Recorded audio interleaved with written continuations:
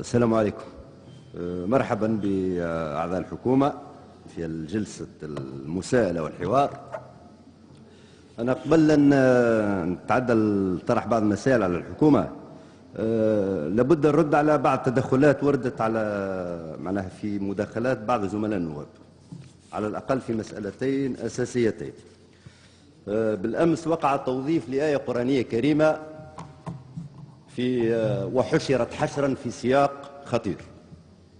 حشرت حشرا، الآية الكريمة هي إنما جزاء الذين يحاربون الله ورسوله ويسعون في الأرض فسادا أن يقتلوا أو يصلبوا أو تقطع أيديهم وأرجلهم من خلاف أو ينفوا من الأرض.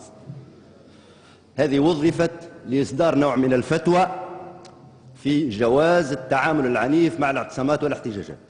ولا أرى صراحة، لا أرى أن الذين يعتصمون ويحتجون رغم بعض التجاوزات التي قد تقع، لا أراهم ممن يحاربون الله ورسوله، ولا ممن يحاربون الثورة، ولا ممن يجدر أن يقتلوا أو يصلبوا أو ينفوا من الأرض أو تقطع أيديهم وأرجلهم من خلاف.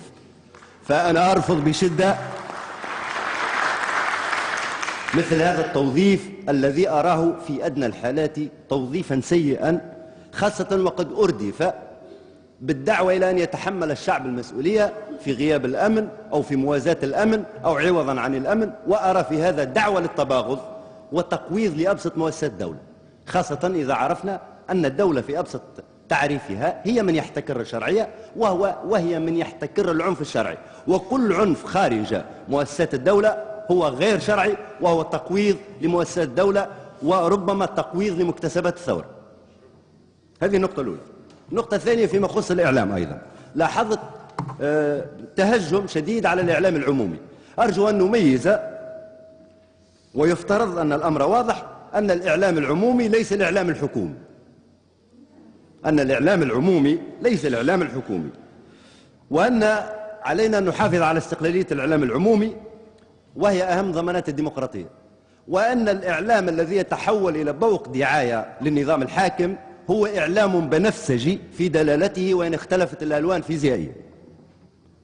ليس مطلوب من الإعلام أن يكون لا إعلام الحكومة ولا إعلام المعارضة، وإنما إعلام المواطنين دافعي الضرائب. وحتى المبادرات التي اتخذت في اتجاه إصلاح الإعلام أتت بالعكس. عين البعض كرؤساء مؤسسات إعلامية وهم باختصار شديد 7 على 8 من المناشدين وممن أفسدوا المشهد الإعلامي وجعلوه بوق دعاية للنظام السابق. السيد رئيس الجمهورية أيضا في المدة القريبة الفارطة استضاف بعض الإعلاميين للتفكير في إصلاح الإعلام، ومع الأسف أن الذين استضافهم أو جزء من الذين استضافهم كانوا من المناشدين الذين لوثوا الفضاء الإعلامي ولوثوا الفضاء العام بإلقاء القمامة وتشويه المعارضين والحقوقيين.